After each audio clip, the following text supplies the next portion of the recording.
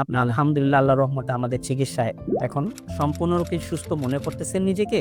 আলহামদুলিল্লাহ আল্লাহর রহমত। সম্পূর্ণরূপে আল্লাহর রহমতে সুস্থ মনে করছেন। আপনার বর্তমানে শারীরিক বা মানসিক কোনো সমস্যা আছে কি? না, এখন আলহামদুলিল্লাহ কোনো সময় আল্লাহ সব দিক দিয়ে ভালো। জি, ঘুম, খাওয়া, দাওয়া যা আছে সব আল্লাহর ভালো।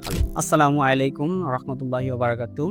আমি doctor Mohammad Aslam, DHMH BHB Dhaka, BHMH on course Dhaka বিশ্ববিদ্যালয়। বর্তমানে বিশ্বনন্দিত ক্যান্সার চিকিৎসক অধ্যক্ষ ডক্টর এস এন সারোয়ার স্যারের চেম্বার গণস্বাস্থ্য হোমিওতে এজ এ ক্যান্সার চিকিৎসক হিসেবে নিয়োজিত আছি। আজকে আমরা আল্লাহর রহমতে চলে যাব সরাসরি একটা রোগীর কাছে, যে রোগীটা প্রোস্টেটিক ক্যান্সারে আক্রান্ত হয়ে চিকিৎসার জন্য আমাদের এখানে আসেন।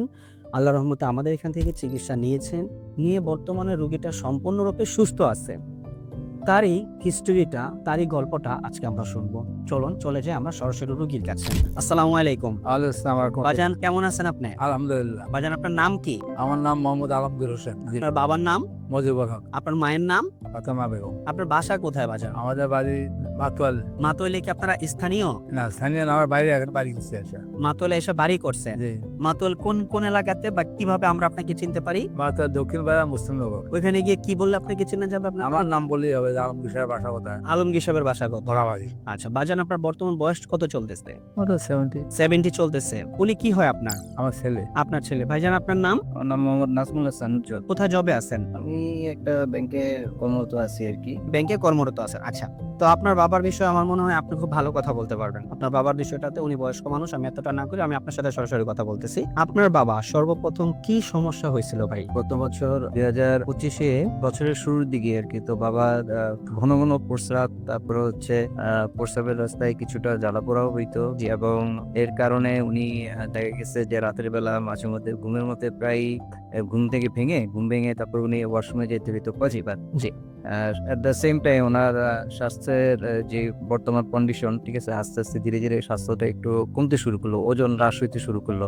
বিভিন্ন ধরনের জটিলতা দেখি আমরা, অনেক আগে থেকে ডায়াবেটিস ছিল না, তো আমরা একটা পর্যায়ে যে সিদ্ধান্ত নিলাম বাসার সবাই, বাংলাদেশের যে বারডেমের হসপিটাল আছে, তো ওখানে যে আমরা যে নিয়মিত যে চিকিৎসাগুলো করে বা যেখানে পরীক্ষা নিরীক্ষা করে, ওখানে বিশেষজ্ঞ চিকিৎসকের শরণাপন্ন হবে। তো আমরা সেখানে বিশেষজ্ঞ চিকিৎসকের শরণাপন্ন হয়ে উনি নানান ধরনের পরীক্ষা নিরীক্ষা, অনেক অনেক পরীক্ষাই করলেন, অনেক ধরনের পরীক্ষা করলে, পরীক্ষা নিরীক্ষা করার পরে উনি একটা সময় আইডেন্টিফিকেশন করতে পারলেন যে না, আমরা এই ধরনের একটা রোগে আক্রান্ত হয়েছি। কি রোগে আক্রান্ত হয়েছিল সেটা? সেটা ওই যে প্রস্টেটিক। প্রোস্টেটিক ক্যান্সারে আক্রান্ত হয়েছেন আপনারা। আচ্ছা, তারপর ওনাদের বক্তব্য কি ছিল? তো ওনাদের বক্তব্য ছিল যে এখন এই ধরনের চিকিৎসা আসলে বাংলাদেশে খুবই ব্যয়বহুল, কিছুটা কয়েকটা ইনজেকশন নিতে হবে, আর হচ্ছে গিয়ে যে আরেকটা সার্জারি করতে হবে। যদি সার্জারি করে ফেলি তাহলে সার্জারি করে ফেলার পরে হয়তো ইনজেকশনটা আর নিতে হবে না, মাসে মাসে একটা ওষুধ খেতে হবে। তো অনেক ব্যয়বহুল। তো আমরা সিদ্ধান্ত নিলাম যে আমরা সার্জারি করে ফেলবো।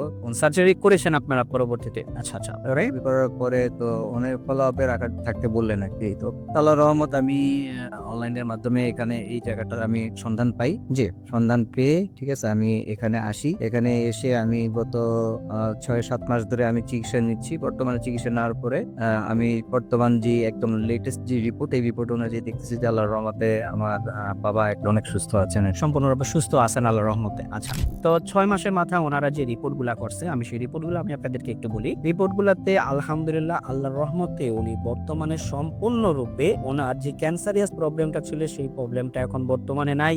উনি মানসিকভাবে এবং শারীরিকভাবে সম্পূর্ণরূপে আলহামদুলিল্লাহ আল্লাহর রহমতে ভালো আছেন। চলুন রোগীর মুখ থেকে একটু শুনে আছি উনি মানসিকভাবে এবং শারীরিকভাবে বর্তমানে কি অবস্থা আছেন। বাজান, আমি আপনার কাছে আবার একটু আসলাম। আপনি আলহামদুলিল্লাহ আল্লাহর রহমতে আমাদের চিকিৎসায় এখন সম্পূর্ণরূপে সুস্থ মনে করতেছেন নিজেকে?